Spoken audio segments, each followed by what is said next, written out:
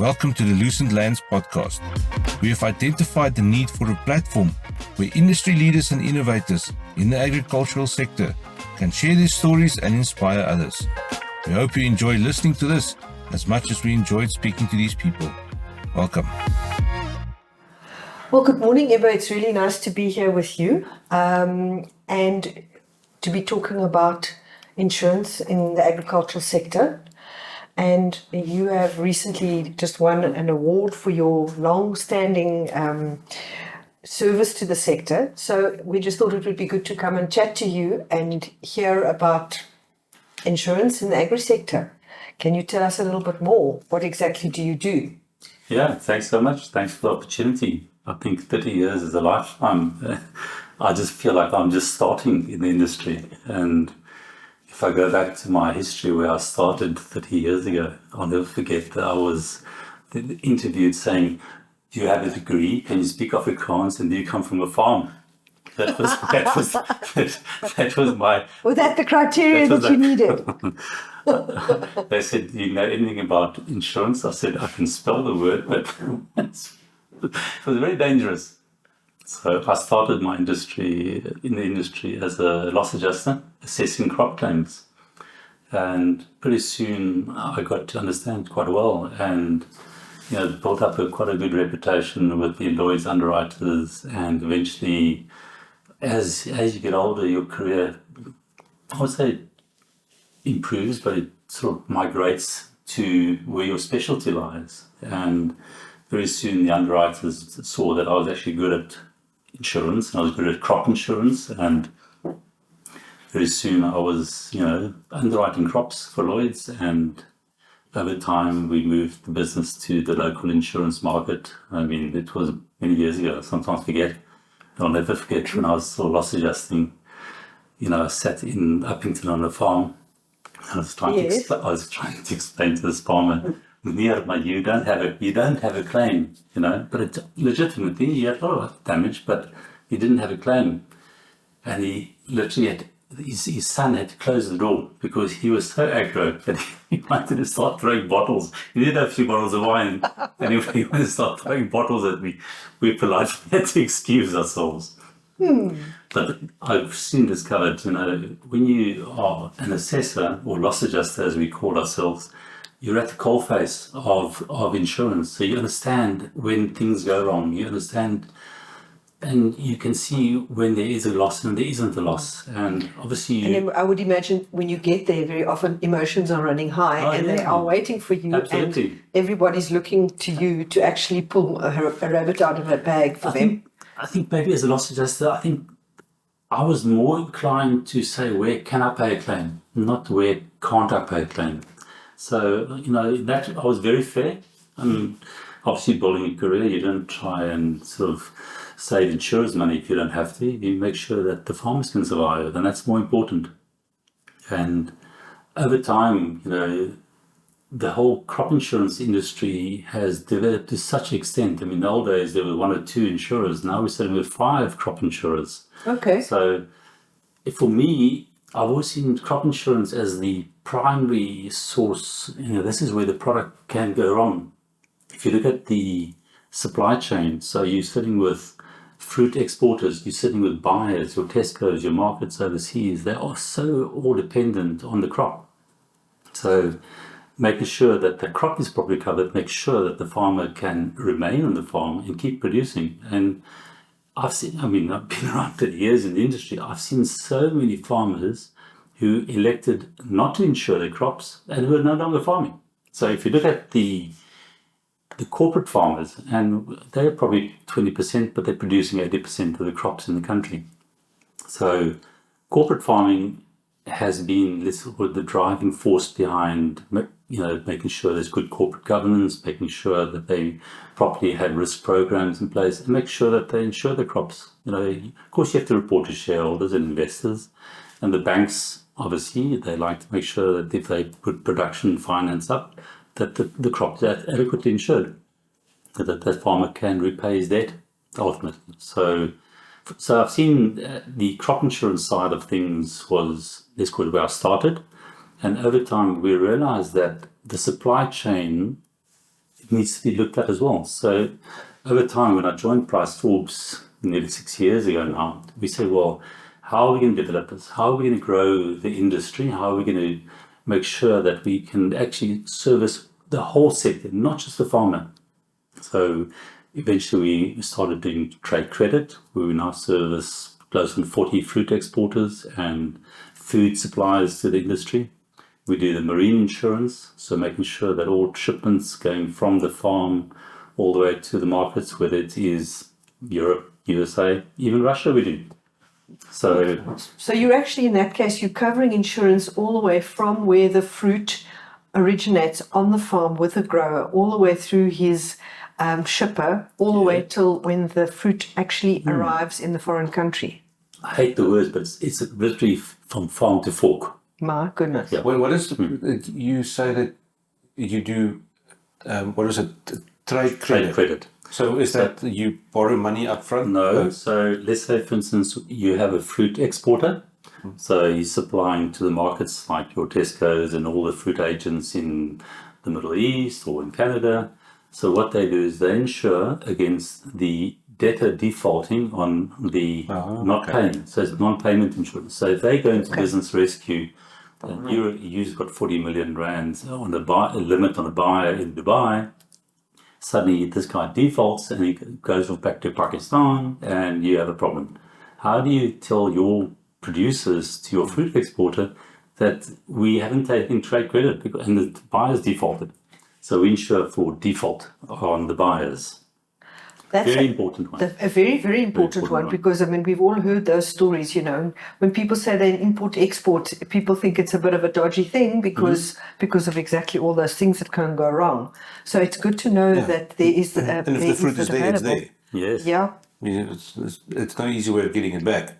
Absolutely. Or to a different market because of packaging and stickers. And we've seen now, and if you look at the marine shipments, I mean, you look at your cold stereo, you look at things going wrong, you look at delay. Suddenly you have a captain of a ship that has COVID. Now the ship has to be rerouted from Sri Lanka to Rome. So now you've got delay. Is COVID covered? No, it isn't covered.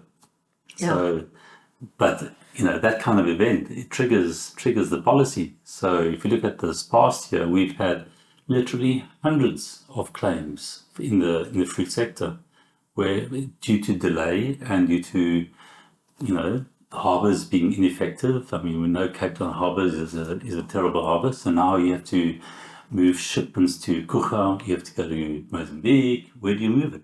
So that kind of delay, and you know that the lag time for fruit is just a certain period. So now you tell you, and now the fruit arrives in Europe. Normally the shipment takes 6 weeks or 12 weeks.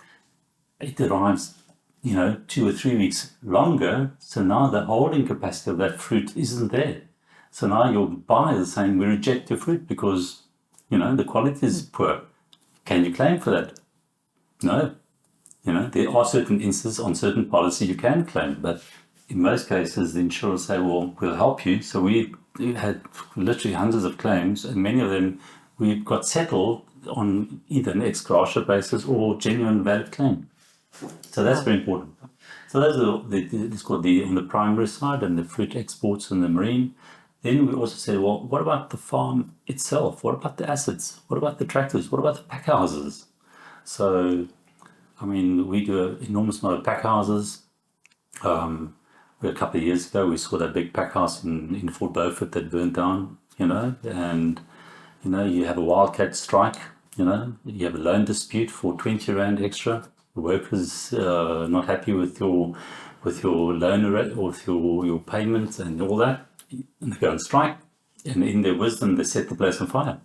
So making sure your political and your strike cover is correct, having SASRIA, very important. So that makes sure that producers can actually carry on and sustainable and be on the farm. Have you seen it? You mentioned it in passing, but have you seen the various sectors of this kind of insurance grow as the threats have increased in our country? I've definitely seen on the citrus side. I mean, we all know that citrus is bleeding from the eyeballs down, but sometimes I say the best time to make sure that you have insurance is in the most destitute times. So if you are having a poor season the year before and you go into the next year literally exposed, and we look at the weather perils at the moment. I mean, last year was a La Nina year, so we had an exceptionally wet year. So we've had hail and all kinds of unseasonal events taking place in the weirdest of places. I mean, generally we talk about in insurance, you have what they call hail days. So if you use an example like some place like Vicksburg, for instance, in the Free State, they would have cherries. But they literally have six. They have about six hail. They have about 6 hail days a year. Whereas the Western Cape, we normally think hail doesn't occur here, but it does. We have up to 1 to 2 hail days a year, and even things like ice rain is classified as hail. So you have the sleet come through. It has this sort of shotgun approach to your crop, and every little fruitlet gets damaged. Now, you need to protect that. If you lose your crop, what do? So that's important. So I've definitely seen a huge increase on the fruit side. I mean, we do probably well over 3 billion in crops we now insure, and even then, that's not even 30-40% of the market. So there's at least 60 to 80% of the market that's currently not insured. That to me is where the biggest risk is. Those people who think that they can actually go through here without having adequate cover. Well, it's gambling, isn't it? It is gambling. Yes. It is gambling. And you often hear the story about that agriculture is like the factory without a roof. You are working on your stuff. It's perishable. You don't have a roof. You don't know what's going to come from the sky. Yeah. So that has always been the issue. But now, and it would be interesting to hear your comment on people putting up nets, and how do nets and insurance kind of mesh? How do things? What can you tell us about that? When the whole net industry started taking off, for me, I saw that as a potential threat, because I'm going to be losing clients to netting. Yes, it's a question. So, being a broker, we're fairly adaptable. So, what do? We insure the nets. Well, there you go. we just break. Yes. I mean, we had a hailstorm about a month ago in Groblersdal, Marble Hall, and if you see the pictures, those nets were destroyed. I did see the pictures of the broken nets. They were destroyed. So nets it will be a first line of defense. So if you can have a controlled environment, so the nets, yes, will give you some kind of hail cover, but it also gives you a good microclimate and gives you... Yes, it has a lot of other benefits. So it covers you for shading and covers you for burning of the crop and things like that. But it's not your first line. I mean, you really should have a combination of netting and the rates. What people don't realize that the premium rates for crop under netting is literally a third of the price. So what happens... That's what I was going to ask that is, do you insure your crops for less if you've got nets over it? You do get a discount, because what often happens with a hailstorm, you now get an enormous wind that precedes the hail. So what happens first? The nets go. So now the nets get blown away, or they get destroyed in a mini tornado kind of event, and then the hail comes. Not the other way around. Unfortunately, yes. So we make sure, so we do have insurers that give us proper cover for sometimes for storms and that. The problem is, because there's so much nets at the moment in the fruit sector, the insurers are literally burning in terms of claims, because now they're saying, well, we won't give you cover for wind damage and storm damage. We will, but there's a depreciating scale if the nets are older than 5 years and 10 years. So you're spending now a couple of 100,000 rands on netting, not realizing that the insurers aren't going to give you wind damage and not give you storm damage. They'll give you fire damage cover. How often have we had a fire damage to a net? Very rare. So now you really have to think, is it the best thing to have netting as well? So in that respect, yes, there are products available. I do think that farmers should start looking at having a combination of a netting, but also a risk management program where they can provide either in a self-insured fund for maintenance-related issues and upgrading So that's the way I see it, that it becomes part of a holistic green risk management program, not just having one thing insured, but doing a complete review Yeah. of your risk management program. But does Price Forbes go to the farmer and work with him? It's not like a insurance that you phone in, you give it over the phone, and 10 minutes later you've got insurance. You physically go to the farm and my philosophy is definitely, I will never sell any farmer or any client a policy that he doesn't need. So we are essentially buyers of insurance. So we are astute buyers. We understand where the market is. So if you're a producer, you say to me, look, my farm is in Franschhoek, and the probability of hail is, yes, maybe one day a year, or maybe every 4 years. But is it really worthwhile insuring it? But you do have wind damage, and we can insure for wind. So wind is my primary risk. Then I'll say, well, let's maybe consider having wind insurance with your hail policy, but giving him the tools that he can make a decision, and say to the farmer, what is your budget? Work within your budget, and then we're going to buy what adequate insurance he needs within his budget. So if he doesn't need it, I'll tell him, you don't need it. Don't waste money. Let's rather focus on starting a self-insured fund that we can actually put money away and build it up, and you can use that as a risk management tool going forward. But the old days of setting policies is over. You have to be an advisor and have to have knowledge of various farming sectors, whether it's the fruit industry, the grain industry, the canola industry, all of those. That's very important. I wanted to ask you specifically about we've been talking a lot about the fruit industry. Now you mentioned the grain and canola industry.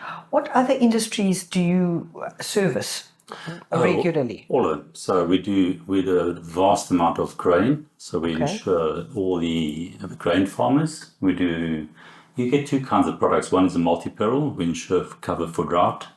And all kinds of other perils, floods, storms. So the grain industry is very dependent on finance and production finance. So we make sure that if they are dependent on the finance, make sure that they can have a multi-peril policy that covers them for any event that can have an effect on their production, and make sure that they can actually pay back their production loan facilities. So that's the one side. So we do a lot of that. Recently, I've started the kiwis. So, Kiwis. Okay. Yeah, so there's a lot of kiwi growers, in KZN and all over are busy sprouting up. And because in the Cape, one of the people we've interviewed is so we've seen that. And last year they were hit by a snowstorm, of all things. Where? In Richmond.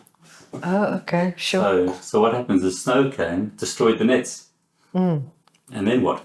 So I was able to then structure a hail policy after, because your nets are gone. You spend 10 million rand putting nets up, now you lose it. Yeah. So now you can't just go and have another 10 million. So whilst the crop is exposed, we make sure it's adequately covered.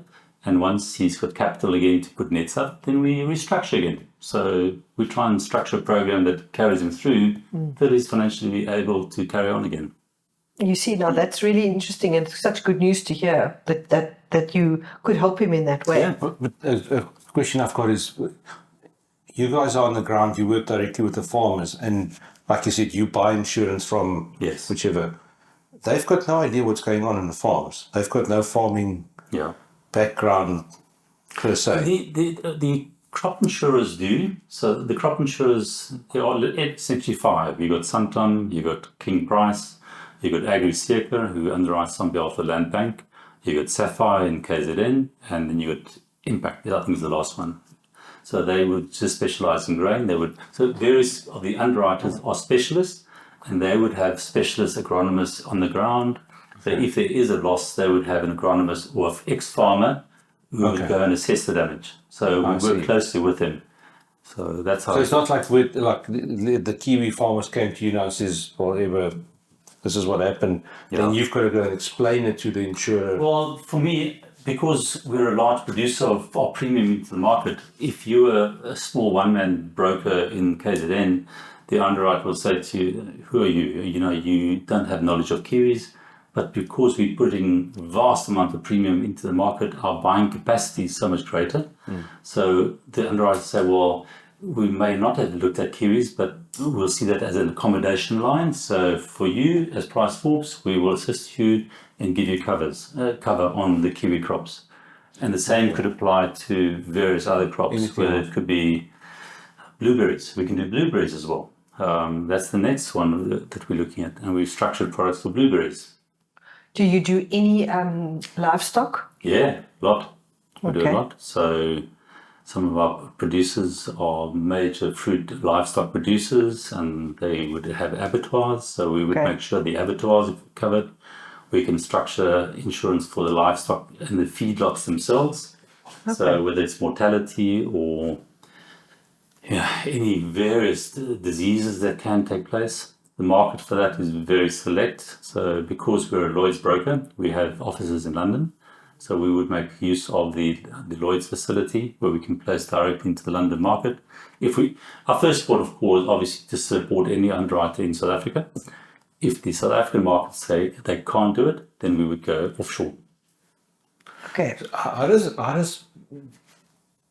on the livestock topic, we've had it was about 5 years ago, those buffaloes that sold for those millions of rands, 160. Yeah.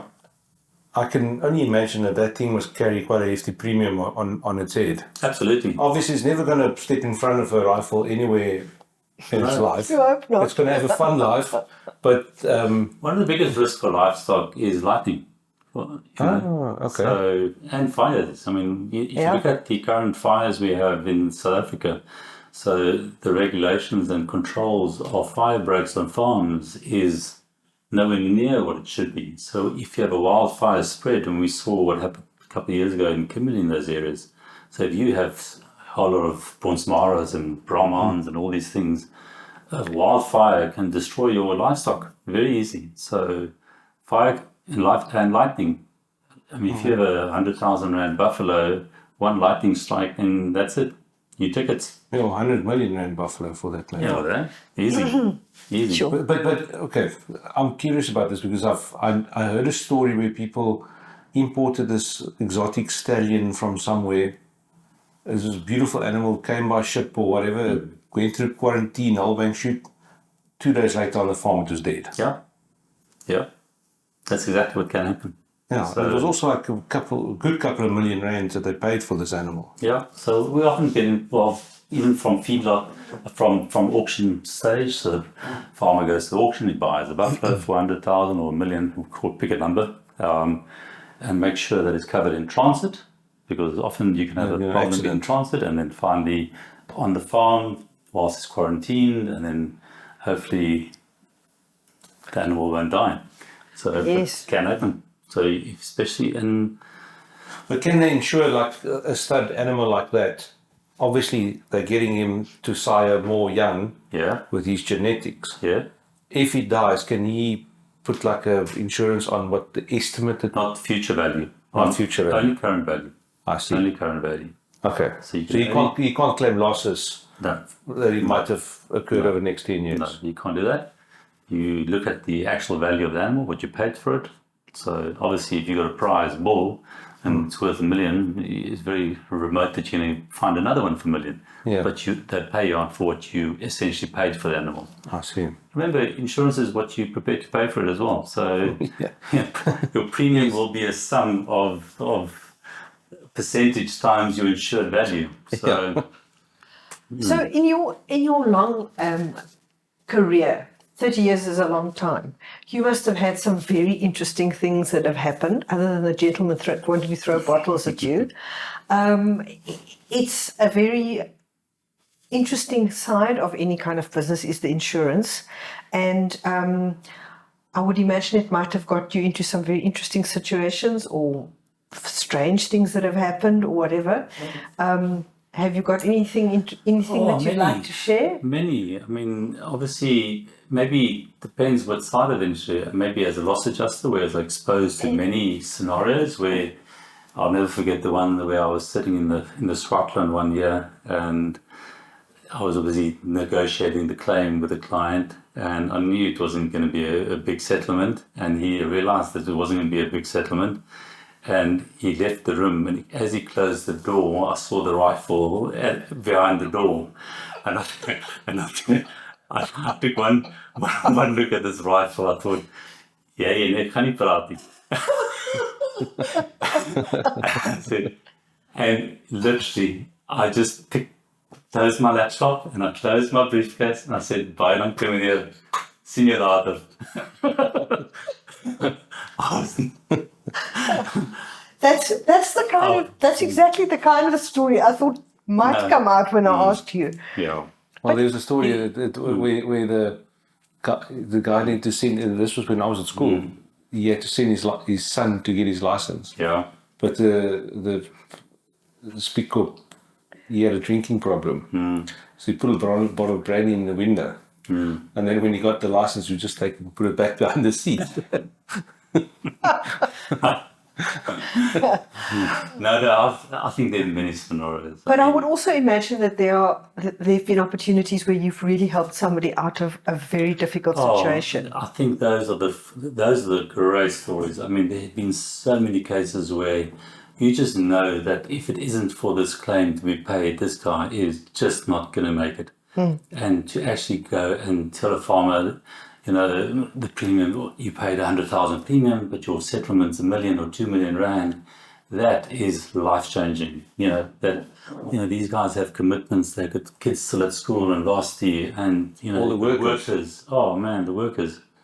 You know, so that they can actually keep him on the farm. Those are the great stories. But what's the word on the ground with the current situation happening? It's unfortunately not South Africa, it's worldwide, where there's issues with all sorts of exports. What's the word on the ground that you are picking up at the moment? Because obviously there must be a lot of talk between your clients. We see it. Well, I think the big problem, and we're not just South Africa, but I mean, I think the marine is a big problem. So especially delays, the ports and terminals which aren't managed effectively. If we look at things like cyber, you know, we forget about that. So we can insure everything else, but cyber is on our risk radar, which we look at worldwide. Cyber is probably the biggest risk. And, you know, farmers think, well, how are they exposed to cyber? But that Transnet, who manages the port, was hacked the other day. Yes. So that was a huge problem. Now, if you look at how cyber insurance works, cyber covers you for third-party liability as well.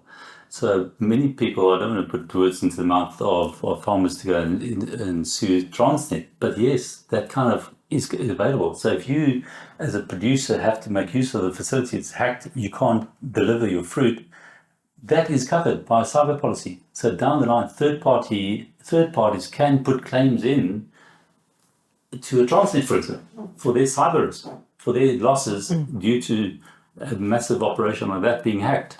If you take to the banks at the moment, they are being harassed, not just hundreds of claims, I'm talking thousands of claims per month are being put into the market for cyber-related phishing, hacking. There's various terminologies, ransomware. We get those emails all the time, day. All the time. And cyber for us is a really big risk, and we place an enormous amount of cyber policies into the market. So the insurance market has really followed the risk. The insurance market always follows. I call it the life science. So how life works, insurance follows that. So if you understand how our risks migrate over the years, 10, 15 years ago, cyber was not really a problem. Now it's an enormous problem. It's an enormous problem. Yes. Are there any other trends that you've picked up that we haven't discussed yet? Is there anything else that you feel that you should mention? Specifically for agriculture. Yeah, for the agricultural sector. One thing that's going to be taking off over the next couple of years, it's in its very foundation phase. We call it parametric insurance. So parametrics is very big in Europe and in the States and also in the world. So what that essentially talks to is weather-related events. So I'll never forget, in 2001, I structured what we call a weather derivative. We insured some farmers in the Bokkerveld for frost. And you use weather station information. And these days you can make use of satellite data. and you can structure a product so that if there's any variation in weather which will affect your risk, whether you are a fruit exporter or a fruit farmer or could be anything. If it's measurable at a weather station, it's insurable. So you look at what the deviates, the correlation statistically, and if it deviates from that, you can attach a value to that, and that's insurable. And That's very interesting. very interesting. So that is really happening It's already happening. We've already got some underwriters in South Africa who are looking at soil moisture, for instance. So if there's lack of soil moisture because of a drought scenario, they can say you need, let's call it 300 millimeters of rain in a particular region. If you receive less than, say, 200 millimeters of rain, everything below 200 millimeters of rain has a value attached to it, and that you can insure. Good. So That's interesting. But is that like a blanket insurance? That's a blanket. For your farm? You do it more at you can do it individually. I'll never forget, a couple of years ago, I worked with the World Food Programme where they were looking at smallholder farmers in Africa, because smallholder farmers don't really have a specified farming location. So they have a small plot of land. So it's very difficult to do commercial insurance on a smallholder farmer. Whereas parametric insurance, you can. So if you're a seed supplier or a fertilizer supplier, you can say to those farmers, I will provide you with your seed and fertilizer, but I'll attach a parametric insurance behind that. So if it doesn't rain, if there's a drought, you don't have to pay me back for my seed or fertilizer because he claims it on the back end from a parametric insurer. Okay. If you look at That is very interesting. Can a grower request something like that from a supplier? Well, we designed the product. We've got a whole parametric insurance division in our London office, and in our Paris office, we've got a company that does specializes in parametrics, and they do it for the European market. It's very technical. You use satellite data. I can pinpoint a farm. I've looked at one recently where I said in Blowpits area, I can go down to per square meter. I can tell you what the rainfall is going to was for the last 20, 30 years using satellite data. Wow. It is very niche. It's amazing. That is very interesting. So that to me is where it's going to migrate to over the next couple of years. And to arc us on that topic a bit, so everybody's with everything's got to do with drones now, and they want to spray with drones and get NDVI images. Yeah. Can you tie that in? Yes. Into that software? So you can structure an index making use of NDVI satellite and NDVI. So satellite data is going to give you a set of NDVI color charting and all that. But drones is far more accurate because now you're going to 100 meters instead of 10,000 meters or whatever, however high the satellite is. So and you can get something for right now, or? Oh yes. I mean, I've been working with companies in Estonia who've been funded by the EU who want to make use of South Africa as a satellite. They can sit in Estonia and they can design a product for South Africa, making use of satellite image. Very interesting. Wow. It's very interesting. It is really quite sci-fi what you're talking about. On that, while you've got that data, wouldn't the growers be interested in that data as well? I think I've seen the fruit industry obviously looking at leaf charts and all that, and you can look at NDVI. So if you can structure something where you look at your NDVI data on the leaf of a apple tree or orange tree, and if that has any effect on the crop yield. So it's very difficult because most of your fruit and horticultural crops are irrigated. So if you don't have water, you don't need rain. You don't need rain. But you do have it on the grain industry. So they are so accurate now. They can tell you, because you got your GPS location, you got precision farming on tractors and combine harvesters. They can tell you to a GPS location what the yield is. So if you can get that deviant on your yield measured, you can structure insurance. That's how it works. Wow. More than 1 million farmers in India make use of parametric insurance. So their biggest risk is the monsoon. The monsoon doesn't come through, they don't have crops, and because because that's the only way they can really insure their crops. So you have very technical facilities in India. I would still see them as the leaders in that. Interesting. Fascinating. So you mentioned India, you mentioned Estonia, you Yeah. also mentioned Europe and the US. And in Africa, are we kind of leading the way with the other places in Africa? I mean, we're an international broker, so we definitely are looking at crops in Zambia. We're looking at crops in Zimbabwe. So it's a market that is volatile. So the biggest problem you get in your African countries is getting money out of the country and getting premiums paid. But we have great support from the reinsurers who want to develop. So the way reinsurers work, so if you're a Swiss or a Munich or a PartnerRe or all these big reinsurance companies, they like to see spread of risk. So if they are too exposed in, call it Brazil or in America, they would like to have other crops in the rest of Africa or South Africa or Australia. They have a worldview. We have a small, very localized view, but they have a worldview. So if one crop fails in Brazil, somebody else in South Africa might have a success. So that's how they balance their books. Wow, thank you for sharing that. That is very, very interesting. And the biggest problem we have in South Africa is that it's not subsidized. Whereas we are one of two countries, I think it's Brazil and South Africa, where no state subsidies are being made available to insure your crops. America, up to 50% of premiums are paid by state government, by the federal government. So, wow. Whereas South Africa... And in the EU? Also, EU subsidizes crop insurance premiums. South Africa, nada. Null. And that's why you'd find it would be corporate commercial farmers generally. But if you want to develop something for smallholder farmers, I do believe that we need to have some kind of a subsidy program where we can encourage smallholder farmers to grow their business, to grow their books, and we help them design a program. That's what we can do. At what point would you say a small grower farmer will become a commercial farmer? Because if I've got I can tell you success stories. If you look at the citrus industry, there are various success stories in the Eastern Cape and elsewhere where the farmer was mentored in the beginning and he's now successfully growing citrus. You look at our growers in the Overberg. I mean, how many of those are really successful farmers today? I mean, they're winning Farmers of the Year awards. I mean, that's the level of... It is phenomenal, actually.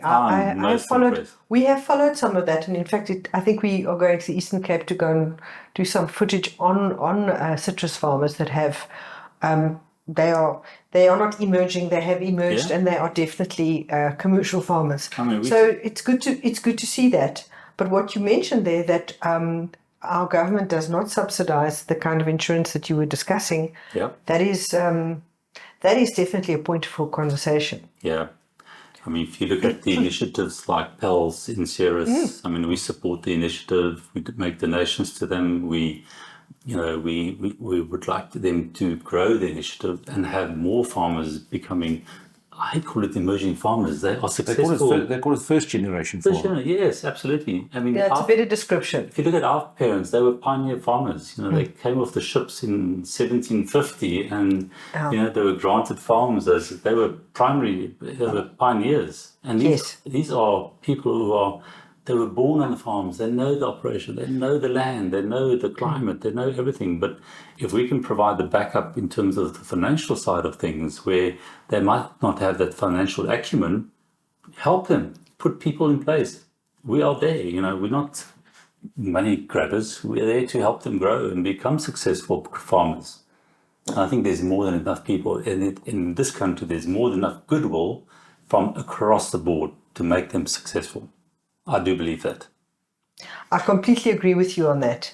And it's funny how bad news spreads itself, but good news needs help. Mm-hmm. And when you go and you see how much is happening and how many people are successful despite the odds, it really encourages you to want to get in there and assist them some more. Yeah. And as you were saying, showcase those and provide support for them. And I mean, insurance. Yeah. We all know insurance is one of those things that people are very tempted to not take if they think they can't afford it. But particularly if you do not have good funding, insurance is probably one of the first things you should buy. Absolutely. It's actually a very vicious circle if you think about it, because if you have your crop insured and you don't do well, you're losing money and the insurer is losing money because he's got to pay out. But if you are doing well, your crops are doing well, it gets to market, gets sold, you make money, they don't have to pay out claims, they make money. So it's in the crop insurer's benefit to have these growers succeed. Yes. Indeed. I mean, we talk about bankability. So if you are any producer, farmer, and even if you want to sell your farm, if you have adequate financial balance sheets and income statements and all that, if you can prove to a bank that, you know what, I've even got a crop insurance policy and I've had that for years and I've had claims and I haven't had claims, but as part of your annual budget, you know, that just proves to banks that you are thinking about all aspects of your operation, not just getting that apple off the tree. You're looking at the whole, because farming is not just farming; it's now a business. You know, it's a massive multi-billion rand business in this country and worldwide. And I could just see that other product you're talking about. If you can bring that in, even also, it just makes it. We designed a product a couple of years ago, and it's quite successful now, where the fruit exporter is dependent on the crop coming off the land. So now we have a farmer who insures his crop for hail, just pick a risk. He's insured. So he insures, let's say, 100 rands a kilogram. The fruit exporter has a margin of, say, 5 or 6% that he makes out of this crop as well. So we've now made what we call a pack house or a handling cost policy, where we insure the crop and we insure the pack house. Or the fruit exporter. So the fruit exporter can insure that crop as well, because as long as he has a financial interest, in insurance terms we call it a pecuniary interest. If he has a financial interest in that crop, he can insure it. So the farmer would insure, let's say, 100 rands a kilogram. The fruit exporter can insure exactly the same crop at, say, 5 rands a kilogram, because that's his margin. So if the crop has hail damage and is 50% paid out on the farm, that fruit exporter can get 50% payout on that crop. So he's also financially being protected. That makes a lot of sense. Makes a lot of sense. So that works out very successful. So and all of these products, were they always available, or was it stuff that you guys... We designed it. We designed it. So, okay, well, that makes sense. Let's see if we can... We designed it. So, as I said to you earlier, we are buyers of insurance, but we will design a product that meets the risk. So if it meets your risk as a fruit exporter or a fruit buyer or a producer, we'll make sure that you are fully protected should all else fail. And believe me, it does fail. If you look at last year, for instance, we talk insurance, in crop insurance or insurance terms, as loss ratios. So the South African crop insurance industry is well over 1.5 billion in premium gets paid annually. Crop insurers paid out more than 1.5 billion in claims. So if anybody tells you South Africa is not a risk, the claims will prove it. Those were hail, frost, wind, fires, all across the country. So insurers didn't really make money out of it. Yeah. So I have a specific question, and that relates to arson and damage and rioting. And I mean, I remember when we last saw you mentioned that the rioting and looting in Durban in the KZN, that took quite a lot of payouts, but it also those problems also are affecting fruit farmers, and particularly fruit farmers in regions. And I mean, I know that there was a huge problem with that in the Sundays River region recently, and it's happened in the Ceres area, it's happened in the Durance area. Is this a rising trend, and what are you guys seeing on the ground about this, and what's in place? We do see it. So obviously you can insure your assets. So you can insure your farm, your pack house, your tractors, and you can insure your biological assets. So you can actually insure your trees and your crop for fire. So that's critical. So people must think, oh, we've got one aspect of the crop being insured, but you can actually insure the trees as well. So we've got a product that structures where we insure the replanting, we insure the crop, and we insure the years following damage as well. So that you can insure. That you set back 4 years. And remember, on a crop policy, you normally have quite a high excess of 10 or 20 or 30%, which is damage that you carry yourself. The minute it becomes a riot-related sasria, civil commotion, political risk event, there's no excess. So sasria will pay out the full value. And we do that. And remember, when your workers strike or you have a political upheaval, now what if you think about you, that person causing the damage, he would normally look to where can he cause the most damage. Make sure that your fire breaks are correct, because if you have a lot of grass in your trees, and he's going to wait for the wind to blow in that direction, and where can he cause the most damage? And that's how we try and limit it. And when you insure your crops for fire, you need to insure everything, not just the trees are next to the tar road, because ultimately that's where it starts in most cases. So we have seen that, the KZN situation last year. I mean, that was close on 2030. It was about a 30 billion rand event. I mean, we had numerous losses that we assisted our clients in getting paid out.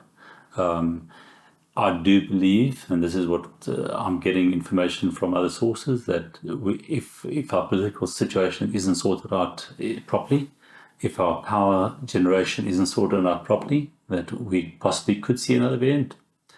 We could. So I represent many other financial institutions and banks as well, and they are preparing for possible another event. So I don't want to be a prophet of doom, but we need to be prepared for events that could possibly occur. If you look at the sasria, for instance, now before the riots happened in KZN, you could buy up to, your first limit for sasria is 500 million, but you could buy excess of loss cover for well over 1.5 billion in terms of sasria cover. Sasria, they've now limited you to 500 million. So if you have 1 billion or more exposure in South Africa, you now have to go to what they call the riot wrap market in London, and you will pay exorbitant premiums, exorbitant. And that's the scenario that we're sitting with in South Africa. Sure. So as the risk has increased, the appetite for insuring it has decreased. Absolutely. Obviously it will, because they're going to be, if Yes, the risk is sense. more, they don't want to lose more money. Massively. It's a business. Remember, so we had the last 3 years, we've had 3 events. We had COVID, then we had the riots, and then we had the floods in KZN. The floods in KZN is well over 50, 60 billion in claims being paid out. So in the past, reinsurers would look at South Africa as quite a profitable country to do business in. They would see you as a catastrophic country, but not really catastrophic. Now they see us as a non-catastrophic country. So, you understand. Interesting to know that you're living in a catastrophic country. Yes. But yes, there you go. So the forecast, again, I don't want to be a prophet of doom, but the forecast is that the premiums are going to be high exponentially. So we had South Africa as the 3 major loss events. Then we had the Hurricane Ian in Florida. The losses, all those losses impact all the reinsurers throughout the world. So those losses get spread to the rest of the world. So you will find exponential increases in premiums. So we talk about a hard market. We are in the hardest market we've ever had. The hardest market. I mean, one insurer said to us last week that they're expecting their reinsurance terms to increase by 130%. So if your premiums go up 130%, that means consumers and producers will be the ones paying that, because insurers essentially shouldn't. They always, transfer the risk back to the client. I mean, they're a money-making institution. So it's interesting that you mentioned earlier that you take the reinsurers take a world view. Yes. And we all tend to think small, think about where we are in our little community or our town or our province or our country, but how these things impact and how the world is so much more connected now, that we would think, what would something like Hurricane Ian, how could that affect us possibly at an insurance level? Absolutely. But when you put it down like you've just explained, it just makes you realize you are connected. Yes. What's it, the butterfly wing effect? Something happens here, it does affect things on the other side of the world. I mean, the war in the Ukraine and the effect that's having, whereas 50 years ago, something like that, you might read about it in the newspapers. Yeah, Now it's affecting us all the I time. was going to say now, 20, 30, 40 years ago, you will know better. You used to walk into your bank manager's office and he would give you a thumbs up or a thumbs down right there and then if he can help you or not. Yeah. And often there would have been insurance as well. Yeah. And that's how it worked. Now it's... And if you look at the war in Ukraine and you look at the impact of that, the commodity prices have gone through the roof. You're looking at your sunflower oil, you're looking at canola oil, you're looking at all the oil seeds. They are major producers of oil seeds. So what has happened in terms of South Africa? Obviously, it's been a boon for South African producers because the price of your oil seeds has gone through the roof. But what is the impact on that again? So now you have... Now you've got to insure your crop for more. Now you've got to insure your crop for much more. Your cost of input goes up. Your price of diesel goes up. Your price of fertilizer goes up because these are also major fertilizer producing countries. Because suddenly Russia gets blacklisted as a sanctioned country, you no longer can export to Russia. Although fruit and other commodities is exempt, but we still as South Africans, where we still have to trade with our BRICS countries. How does the rest of the world see us? Those are major complications. How does it, when you start negotiating terms of the EU, we want to put fruit into the EU. They'll say, well, you're trading with Russia. How does that, what is the impact of that? So we have to be very careful of how we trade and who we trade with. Yes, it's far more interrelated. Our whole world is far more interrelated, and you have to step a lot more carefully because everything affects everything. It does. Yeah. I mean, if you look at, so we're obviously competitors of Peru and Chile and the rest of the world in terms of our fruit. I mean, if you look at a country like Chile, for instance, before we had the rise in South Africa, they had this very similar rise and damages, and also was a $5 billion loss in the chili industry. So very similar. We don't see it here. Again, it's that worldview thing. But the reinsurers felt it. They paid the claims. Yeah. So now you have Chile having riots, about $5 million. Then we have South Africa a year or two later, another $5 billion in claims. Yeah, and Australia burning to the ground. Australia, we have forest fires in Australia. All of that, it has a major effect on your global reinsurers. If you look at your South African insurers, they would maybe carry 10, 20% of the risk. The rest is transferred to the global reinsurance market. They're the ones making the call. Sure. So, Very, very interesting. And it's not something that people that are not in the industry will actually realize and acknowledge. So thanks for sharing that with us. yeah, I think we have this, we go back to you. Yes, obviously, you, as a primary consumer, as a primary producer, you see your own perception, your own pricing. Suddenly you see you're paying twice as much for insurance as normally. But if you start understanding what actually sits behind it, that's why when you structure a program, look at a combination of various options, whether it's self-insurance, where it's maybe taking long-term agreements and things like that, which can have a positive effect for your business. But where is this going to stop? Because, okay, if you spread the risk over the world, yes, the prices must go up. But the prices on fuel has gone up. The prices on food has gone up. But we spoke about this on the way here. The income stays the same. Yes. So something's got to give somewhere. Look, I'm an economist by nature. I mean, that's what I studied at university. So I look at it from an economical point of view. So you normally have a lag time. They're talking economics of 9 months. So if you have an event that happened 9 months ago, call it the interest rate hike now, what is the effect? You won't measure it today. You'll measure it 9 months from now.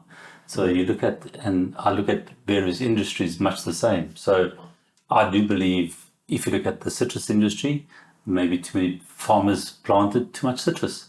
So now we have an oversupply of citrus in the market until at such time as the rest of your markets stabilize themselves and maybe some of the producers will get out of the industry. You'll have consolidation of markets. I do believe we're in the downward trend, but I do see the positive light in about 2 years' time, where South Africa will pull through the downtrend, and I think the agri industry is going to flourish if you can stick to your knitting and you can stick to what you're doing and doing it correctly. Those who survive next 2 years will be reaping the rewards in 2 years' time. That's my opinion. I think that the whole the COVID issue and the knock-on effects of COVID with the whole supply chain problems that we encountered as far as delays and lack of containers and all those things, it's shaken everything up. Tested everything. There's been a bit of a reset on things, and we don't quite know where that is. Things are still settling down. But your comment about give it 2 years and then one will have a better idea of where things are going. You take the second-hand car market, for instance. So what happened with COVID? All the rental companies dumped their cars. They got rid of their cars. When they came out of COVID, what did they do? They restocked their supply. But car rental companies don't hold onto their stock forever. They recycle. So what's going to happen in a year or two's time when all those cars go back in the market?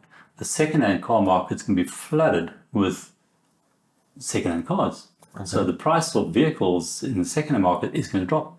The new car prices will drop. So those are implications. So don't buy now. No, hold on. Hold on. But again, if you got a John Deere tractor, you have to import goods again. Yeah. If we can maintain a stable exchange rate, and it doesn't matter where it is, if it's stable, you can forecast and you can plan. If you have an unstable exchange rate, that's when you start having volatility, and you can't do forecasting, you can't do adequate planning. Well, the exchange rate has been, for the last year, pretty stable. Very stable. It's not gone up crazy or gone down crazy. You could almost, like, if you're planning to go to the States, you could almost like, right, I need so much money in my bank kind of thing to go through. Yeah. That is it. But I mean, I think let's call it the outliers would be your cost of fuel, cost of fertilizer, all the other inputs that go into the industry, those which you can't control. That's what really affects your pricing, your interest rate hikes, your inflation. If you can't keep those under control, you will have a problem. And you see it now. You look at Europe. I mean, they're talking about 16% inflation in Holland. Where have you heard of that? No. These people aren't used to it. So will your buyers overseas be able to afford your commodity? Yeah, that's It's a real.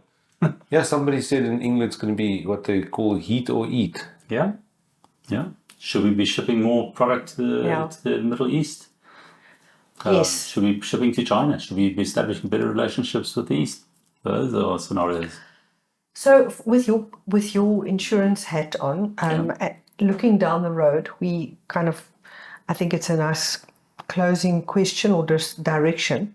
Looking down the road, we've kind of been talking about this, but particularly with insurance, and thinking about the fact that we represent agriculture. Have you got any comment on what people should think about, how they should look at this, how they should look at insurance? Over to you. I think thanks a lot for that. I think the planning and the correct sort of having a holistic risk management program, I think that's key. So making sure that you have identified your own risks on the farm or on the factory or as an exporter. As I said, we handle this from the farm all the way to the buyer. So making sure you understand your risks and understand where you are exposed, and making sure that you have a proper risk management program in place. I mean, if you look at what we've had in the past, where farmers would put up pack houses in the past and they would have no sprinkler requirements.